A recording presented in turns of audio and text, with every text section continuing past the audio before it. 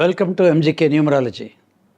Thumbnail చూసిన తర్వాత చాలామంది సోదరులు అందరూ కూడా ఎవరబ్బా యూట్యూబ్ పెట్టింది, అసలు ఏంటి అని ఒపీనియన్, అందరిది ఒక దారి తీంది ఒక దారి అని ఇట్లా చేతులు నలుపుకొని కోపంతో ఇట్లా ఉంటుంటారు అక్కడి నుంచి. అసలు ఏంటి వీడియో అని. అవునా? చూడండి, మరి ట్విస్ట్ ఏందో లోపల చూడండి. అది కమాన్. ప్రకాష్ రాజ్ ముందుగా మేము చెప్పటం, Prakash Raj thank you sir.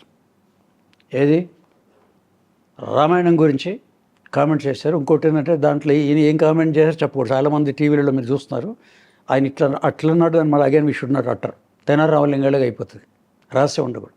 ఏదో దాని గురించి యాంటీగా అన్నారు. హిందువుల మనోభావాలు దెబ్బతిన్నాయి, ఇది కదా చూసేది. So Prakash Rao thank you sir అంటారు. I stand by this word. ఎందుకు థ్యాంక్స్ చెప్తాను చూడండి. దీనికి హెడింగ్ ఏముంటుందో తెలుసా? ప్రజలకి కొద్దిమందికి అర్థం కావచ్చు.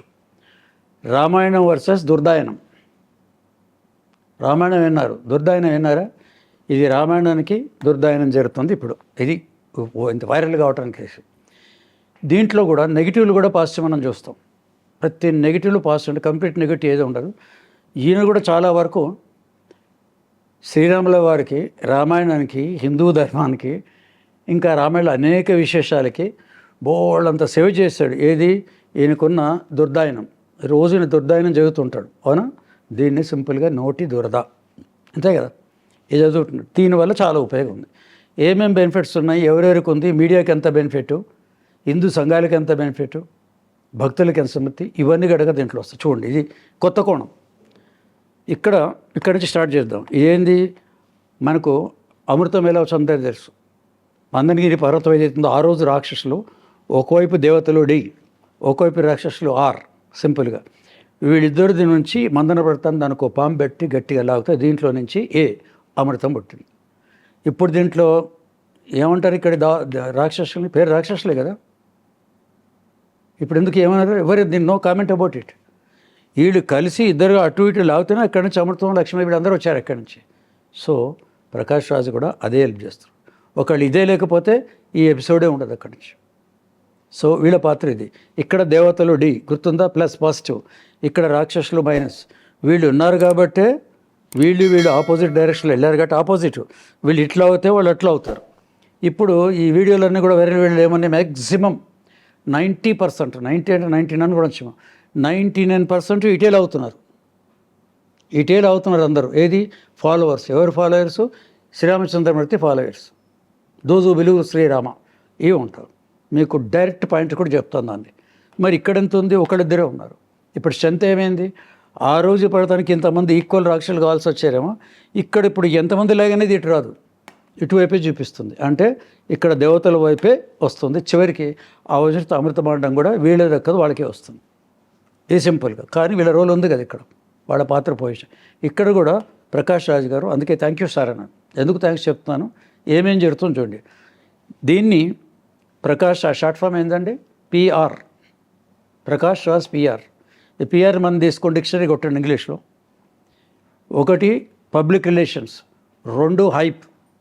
గూగుల్లో కొట్టండి వాట్ ఈస్ పిఆర్ అని దాన్ని కొట్టేస్తే పబ్లిక్ రిలేషన్స్ అండ్ ఒక హైప్ క్రియేట్ చేశారు. దేన్ని క్రియేట్ చేశారు? ఆల్రెడీ అది ఎక్కడో ఆకాశం అంత ఎత్తులో ఉంటుంది రామాయణం గురించి. కొత్త ఇంకొంచెం హైలైట్ అనమాట. మనకు పండుగలు ఏం చేయాలో తెలుసు. పండుగలు మళ్ళీ బట్టలు కట్టుకోవద్దు అంటే అర్థం బట్టలు కట్టుకుంటాం. పండుగలు గుడికి పోవద్దు అని వీడు ఎవరైనా చెప్తే గుడికే పోతాం అనమాట. సో ఇట్లా హైప్ క్రియేట్ అయిపోయింది. హైప్ క్రియేట్ అయిపోయి ఇప్పుడు కనుక మీరు దీంట్లో చూసుకుంటే ఎన్నో సంఘాలు, హిందూ సంఘాలు అనుకోండి, ఈవెన్ ఫిల్మ్ ఇండస్ట్రీ అనుకోండి, రకరకాలుగా వైరల్ అయిపోయి పెడుతూనే ఉన్నారన్నమాట. అంటే ఇప్పుడు ఇంకో రకంగా పిఆర్ ఎవరికి పెరిగింది? ఇప్పుడు ఈ నెగిటివ్ వల్ల, ఈ దుర్దాయనం వల్ల రామాయణం ఇంకా పెరిగింది. దాని భక్తి ఇంకా పెరిగింది అనమాట. సో వీటన్నిటి కారణం నేను చెప్పేటివే. కాబట్టి ఆ రోజుల్లో కూడా ఉన్నారు, ఈ రోజుల్లో కూడా ఉన్నారు. దశావతారాలు ఎత్తారని అంటే అసలు దశావతారాలు ఎందుకు ఉంటాయి చెప్పండి? రామావతారం ఎందుకు, కృష్ణావతారం ఎందుకంటే అక్కడ మళ్ళీ ఒక ప్రకాష్ రాజు వాళ్ళు ఉంటారు. అర్థమైంది కదా? ఎవరో మళ్ళీ ఉంటారు. ప్రతి అవతారంలో వాళ్ళు ఉన్నారు కాబట్టి అవతారం ఉంది. సపోజ్ వాళ్ళు లేరు అనుకోండి, రావణాసుడు లేకపోతే రామావతారం ఉండదు. అవునా? దుర్యోధనుడు ఎక్సెట్రా వాళ్ళు లేకపోతే కృష్ణావతారమే ఉండదు. కాబట్టి మీరు ఆ రోజు ఈ రోజు చూసుకున్నా కూడా మనం గుర్తుంచుకోవాల్సింది, సొసైటీలో ఇలాంటి శాస్త్రాలు బ్యాలెన్స్గా ఉండాలంటే ఇగో ఇట్లా దగ్గర గుర్తుపెట్టుకోండి. ప్రతి ఊళ్ళో ప్రతి చోట ఒక ప్రకాష్ రాజ్ ఉండాలి. ఒక స్టేట్లో ఈయన ఒక్కడుంటే స్టేట్ అంతా రామాయణానికి వాల్యూ పెరుగుతుంది. ఒక ఊళ్ళో ఇక్కడ అన్నారంటే ఒక్కసారి 10 మంది లేస్తారు. ఇక్కడ సపోర్ట్ ఇచ్చే చాలా తక్కువ. బికాజ్ ఇండియా ఇది భారతదేశంలో ఇట్లాంటి వాటికి అందుకే ఇక్కడ చాలా తక్కువ ఉంటుందని చెప్పారు. ఎంత లాగినా ఒకళ్ళిద్దరు హైయెస్ట్ మెజారిటీ ఇక్కడే ఉంటుంది. కాబట్టి ఇది ఇంకా పెరిగి హై పెరగడానికి ఏం జరుగుతుందంటే ఇక్కడ దీనికి వాల్యూ పెరుగుతుంది. ఇక్కడ ఇంకోటి రెప్యుటేషన్ మేనేజ్మెంట్ అంటాం. ఇప్పుడు రెప్యుటేషన్ మేనేజ్మెంట్ మీరంతా చేస్తుంటే అది టీవీలో చాలామంది రకరకాల పండితులు అనుకోండి, వీళ్ళు అనుకోండి, రామాయణం ఇట్లా అంటారా, రామాయణం ఇట్లా అంటారా, రాముడిని అట్లా అంటారా, సీతామారుని అట్లా అంటారా. ఇదంతా ఏమవుతుంది, ఈ రెప్యుటేషన్ ఇంకా మేనేజ్ చేస్తారు. రాముడు రెప్యుటేషన్ చాలా చిన్న పదం, వాళ్ళు దేవుళ్ళు, మనకంటే రెప్యుటేషన్ ఉంటుంది. దానికైనా కొత్త పదం క్రియేట్ చేయాలి. ఒకవేళ దాన్ని రెప్యుటేషన్ అనుకున్నా కూడా ఆ మేనేజ్మెంట్ అన్ని ఛానళ్ళు మీరు చూడండి చేస్తూ ఉన్నారు. మరి వాళ్ళు ఎందుకు దాని గురించి చెప్తున్నారు, ఇంతమంది బయటకు వచ్చి ఎందుకు దీన్ని కామెంట్ చేస్తున్నారంటే దీనివల్ల ఇంకా ఇంకా ఇంకా ఇంకా పెరిగిపోయింది అక్కడి నుంచి. తర్వాత మీడియా రిలేషన్స్, మీడియాలో హైపు మీడియా రిలేషన్ ఉంది. మీడియా రిలేషన్స్ ఏంది అంటే ఇంతవరకు టీవీలు రాని వాళ్ళు ఇప్పుడు వచ్చి సార్ మీరు రేపు నాకు ఇంటర్వ్యూ ఇవ్వండి, నేను వచ్చి దీని గురించి చెప్తాను, దీని సంగతి తేల్చేస్తాను, రాముడిని ఇంత మాట అంటారా, సీతమ్మని అట్లా అంటారా, మన భారతదేశం ఏంది పొంగి వచ్చేస్తుంది కదా. వీళ్ళందరూ వచ్చి దీంట్లో ఇస్తున్నారు. వాళ్ళు కూడా మంచిగా ఇక్కడ అయింది. టీవీ ఛానల్స్ కూడా బాగా రేట్ పెరిగింది. ఏది పీఆర్పీ బాగా పెరిగింది వాళ్ళకి, టీఆర్పీ వాటర్ ఇట్ ఈస్. కానీ ఇక్కడ వీళ్ళు దాంట్లో చెప్తున్నారు. ఇంత ప్రచారము, ఇంత పబ్లిక్ రిలేషను, టీవీలకి మీడియా వాళ్ళకి పని కల్పించారు. ఇక్కడ పెద్ద పెద్ద పండితులకు దీని గురించి గొప్ప రామాయణం గురించి కొత్తగా చెప్పేశారు. ఇంత పబ్లిసిటీ వచ్చిన తర్వాత ఇంత చేసినందుకు మరి ఆ ప్రకాష్ రాజ్కి థ్యాంక్స్ చెప్పాలా లేదా? అవునా? కోసమే చెప్పాలంటే now coming to our individual, what is your individual opinion? ఇవి వదిలేసి అంటారు.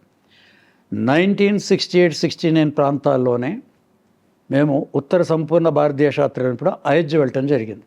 ఏదైనా ప్రాక్టీస్ మాట్లాడు రామాయణం ఉందా లేదా అంటే అక్కడ చూపించిన గైడ్ ఒక పెద్ద సభ చూపించి, సార్ దీని దశరథ మహారాజు సభ ఇప్పటికీ యాస్టిస్ ఉంది. అది కొద్దిగా ఏదో కలర్లు పోయి ఉంటాయి. మనం చార్మినార్ 400 నమ్ముతాం, రంగులు పోయినా సరే. గోల్కొండకిలో ఇట్లా శిథిలావస్థలు పడుతున్నా అక్కడ నవాబు ఉండేవాడు అంటాం. కానీ మన రామాయణనే కానీ అక్కడ అయోధ్యనగా నమ్మం కదా. సో ప్రాక్టికల్గా 16 ఏళ్ళు చూసాం మనకు రిజల్ట్. దాదాపు 15-16 ఏళ్ళు ఉంటాయి. ఆ తర్వాత పక్కకు రూమ్ చూపించారు గైడ్. సార్ ఇది కైకేయ కోపగృహం అన్నారు. ఇది ఎక్కడో రామాయణం మనం చదివి ఉంటాం కానీ వింటుంటే నిజంగా ఉందా అని డౌట్ కదా చాలామందికి. మరి ప్రత్యక్షంగా అక్కడ ఈ రోజు కూడా ఎప్పటి రామాయణం, ఎప్పటి ఈ కలియుగం, ఆ రోజు అయోధ్య, ఈ రోజు అయోధ్య, పేరు మారలేదు. ఆ అయోధ్యలో కైకేయ కోపగృహం ఉంది.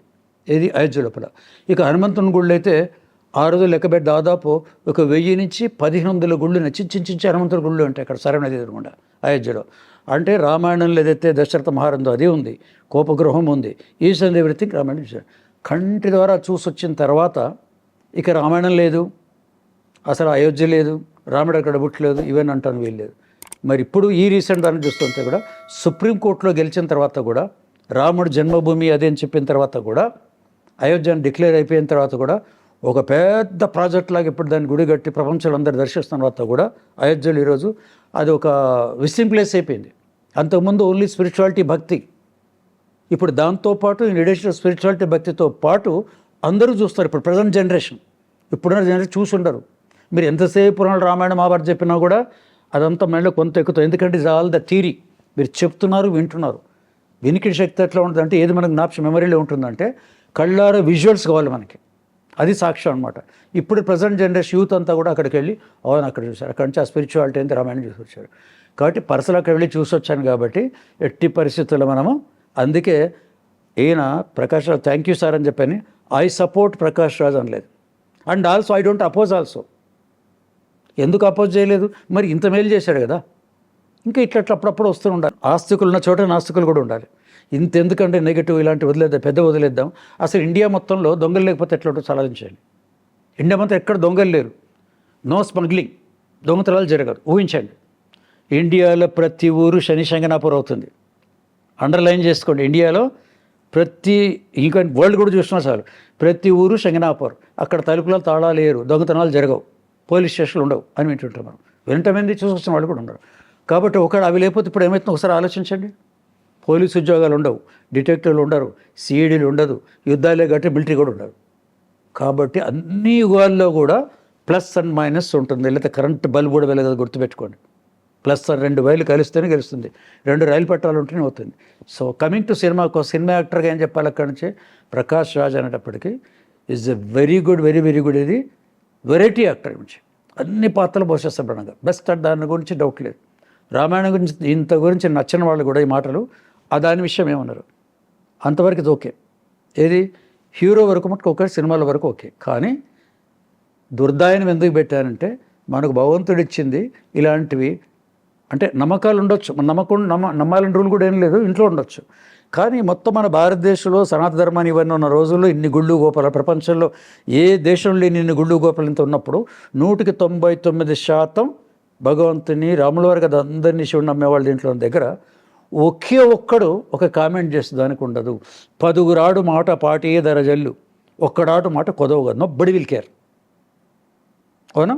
సో దీనివల్ల ఆయనకి ఎంత థ్యాంక్స్ చెప్తుంటే సినిమాల్లో కూడా ఆయన విలన్ పాత్రలు పోషించాడు. సినిమా వరకు మటుకు ఐ డోంట్ అపోజ్, మీరు కూడా అపోజ్ చేయరు కదా, మనకు అనవసరం టాపిక్ అది. ప్రకాష్ సినిమాలు చూస్తాం, మహేష్ బాబుతో అందరితో చేశారు, ఇక దానికి ఆయన టాలెంట్ ఆర్టిస్ట్ కానీ జోహార్ ఆ పార్ట్ వేరు. కానీ బయట వచ్చేసిన తర్వాత ఇక్కడ రామాయణం విషయంలో దుర్దాయనం చేయొద్దు, రామాయణం చదవండి, దుర్దాయనం వద్దు. ఇది ఈరోజు final slogan of my video. I think మీరందరూ కూడా దీన్ని ఒప్పుకుంటారు, నమ్ముతారు. అమ్మయ్యా, ఇప్పుడు నా మీద కోపం పోయి ఉంటుంది కదా. Thank you.